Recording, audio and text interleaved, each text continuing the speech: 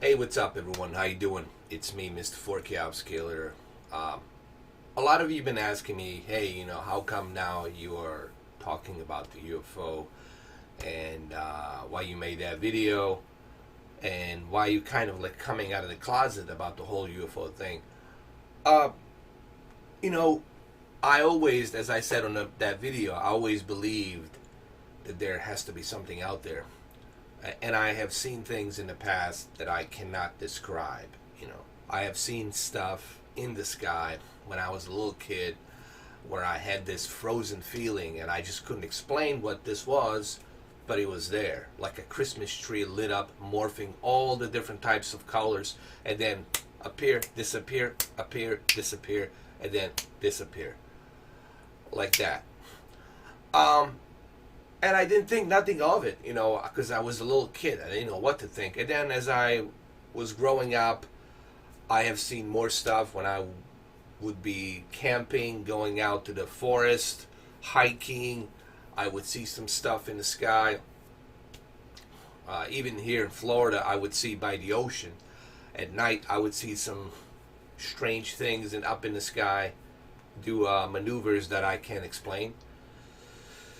Like different morphing lights would just go up, left, right, up, down, left, right, and then boop, disappear. I would see things that I can't explain. And people ask me, how come you don't take out the camera? Guys, you have to remember a couple of things. In that moment, when you see something, you have this like frozen feeling. Sometimes you just, you don't think about the camera at that moment. Because you're so fascinated by this feeling, like, what is this? Now, that's what happened to me in my situation.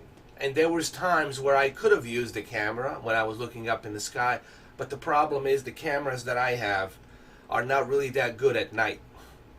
If you look up in the sky and you see a dot go like that, like that, like that, like that. I tried a couple of times, and I think I did a video on that. I think there might be a video out there that I did in the past, but it's really hard to film something when it's out there in the sky at night, when you have all of these lights, street lights, and the city lights,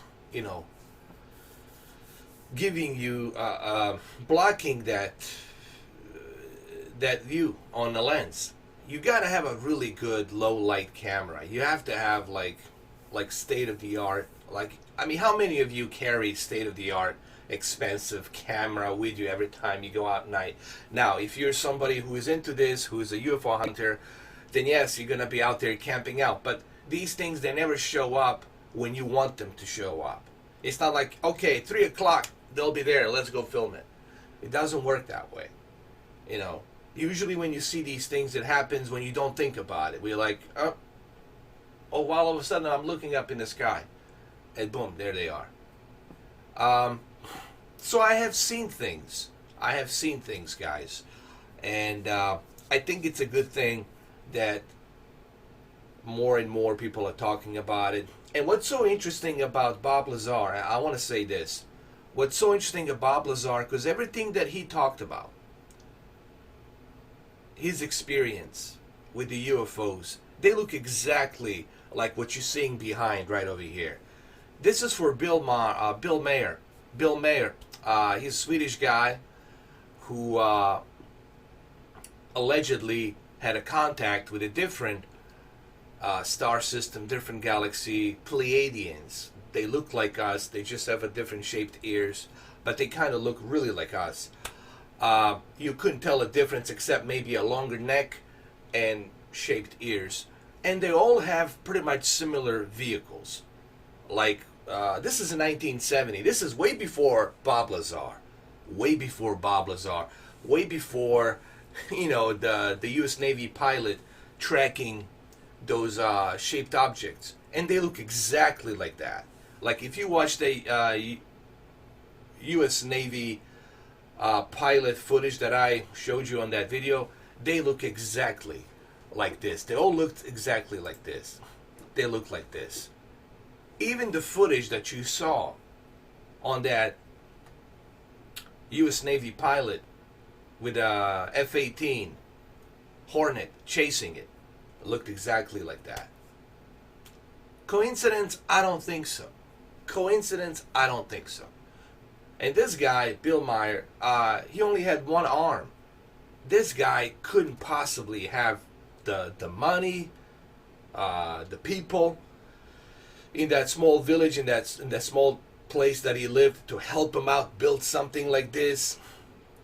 And what a coincidence that everything that we see now looks like this. And this is back in 1970. Okay? They all pretty much look like this. Yeah. Now, there are some different shapes. There's another one right here. But, like, there you go. Like here. Same thing here. What are the odds that they all look like this? The way Bob Lazar has described it. Okay? What are the odds?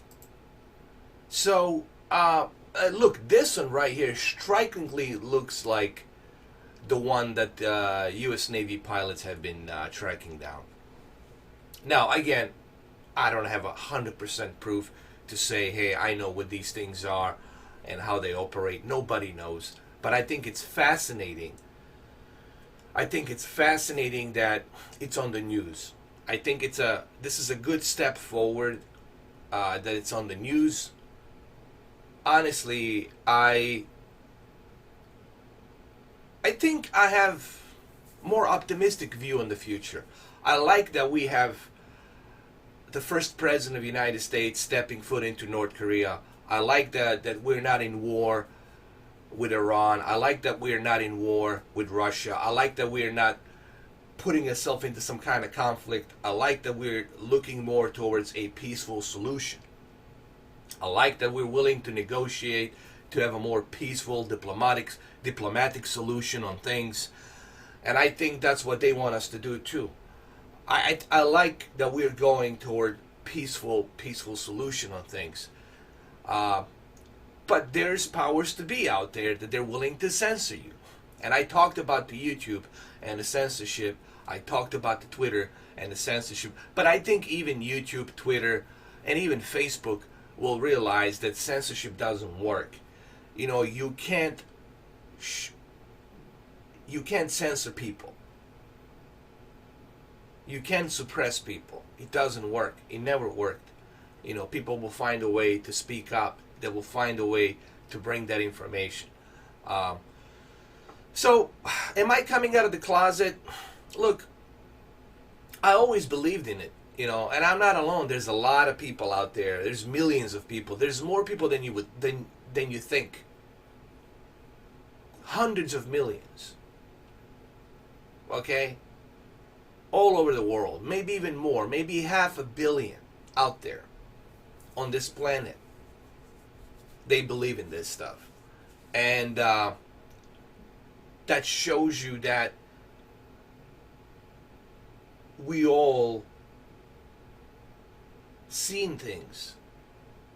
We all feel things that there has to be something out there, you know. And that's why I mentioned that video. That's why I did that video. Because quite frankly, I was shocked that they even showed that footage with a F-18 Hornet chasing the UFO. I was like, wow, it's on the news? Is it snowing in Miami? You know, like, what's going on?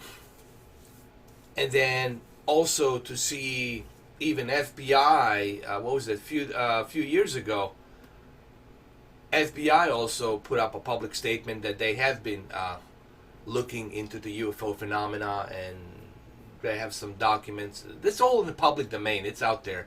You guys can look it up. I mean, there's so many people that they have been pushing this envelope. Dr. Stephen Greer has been one of them. He's been talking about this. You have others. Then you, obviously, the big one is the Bob Lazar, you know, because Bob Lazar worked at the S4. And what's so interesting about Bob Lazar, and the reason I'm fascinated by Bob Lazar, it's because everything that he described, it's exactly what we see in today's footage. And it's exactly what we have been seeing even before. This is 1971. It looks exactly the way Bob Lazar described it. It looks exactly the way that pilot, U.S. Navy pilot with the F-18 Sea Hornet, the way he described it. I mean, you see it. You see that footage. Maybe I can get that footage for you. We can do a comparison. And let me just go to my YouTube channel really quick, and you guys will see it.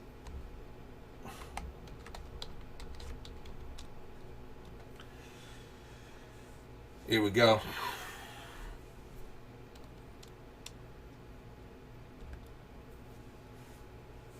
And you guys will see exactly. Just and I just want you to see the comparison.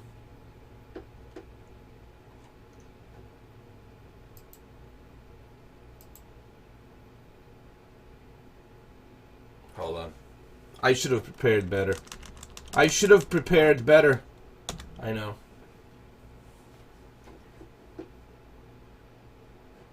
Oh, I need to be signed in.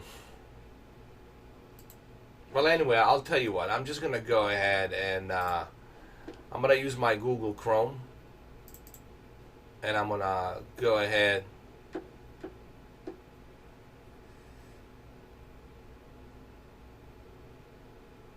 and I'm going to go to the YouTube right here. And you guys will see the comparison. There it is. This is the video I've done, obviously.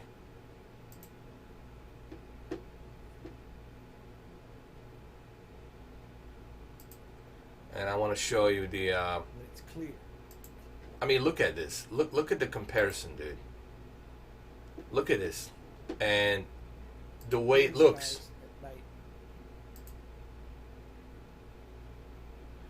And then let's compare it to the ones that we see today. Hold on one second.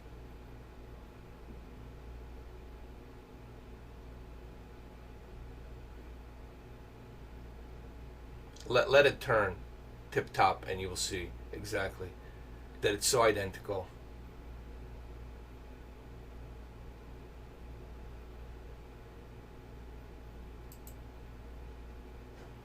You look at this and then you go back over here to this page and look at this. They look similar to what we see here. And this is 1971. So this really proves the point and credibility on all those people in the past. Even this guy, Bill Meyer, you know, that there's different races out there, you know, that there's Pleiadians, there's Andromedans, there's Zeta Reticuli, there's many different star systems out there that they're coming from. Some of them look like us. There's also photos of some of them working with us, working with NASA, working with the U.S. Navy, working with the Air Force. There's so much out there, you know. But again, I don't have that concrete proof, you know, to say, oh, I know 100%. But you can't dismiss, guys. The whole point here is this. It's difficult to dismiss all this evidence. There's way too much evidence out there. There's way too much sightings.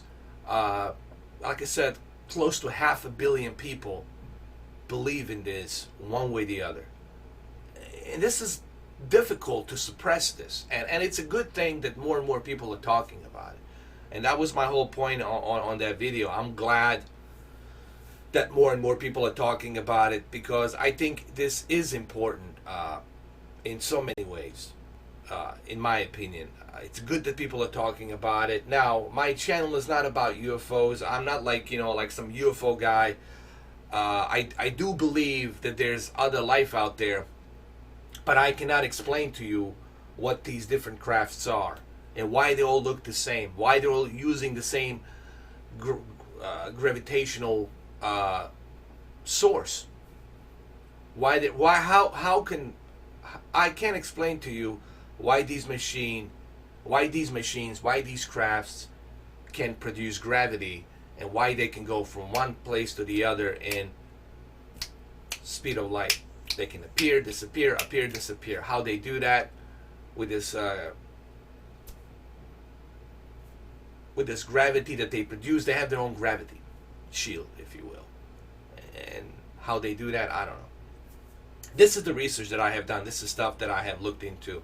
Like Eddie Bravo says, I looked into it. Look, the whole point is this. None of this should be a shocker. What I want to say here is this before I end this video. None of this stuff should be shocking to us. None of this should be shocking because, like I said yesterday, for anyone to think that on this universe, like we're the only ones, it's really insulting. It's insulting to the human mind. It's insulting to the entire human race. For anyone to say such a thing, it's insulting. And this is why people don't buy into that crap to say, oh, we're the only ones. No, it's impossible. It's just simply impossible for us to be the only ones. And I don't think we were never alone. Guys, we were never alone. Period. We were never alone. There's still so much mystery we don't know. Like those pyramids. We still can't explain how it was built. The Mayan civilization, how they knew about our solar system. How did they knew about all of this? We're talking ancient times. Ancient times that they should know about geography. They should know about mathematics. They shouldn't know about our solar system. But they knew. Someone or something gave him that knowledge to create all of this. So something intervened. Something was there in the ancient times. In my opinion. So look, there's life out there, in my opinion. Now, the only question is, that's the life that's out there. Are they benevolent or are they good? We don't know.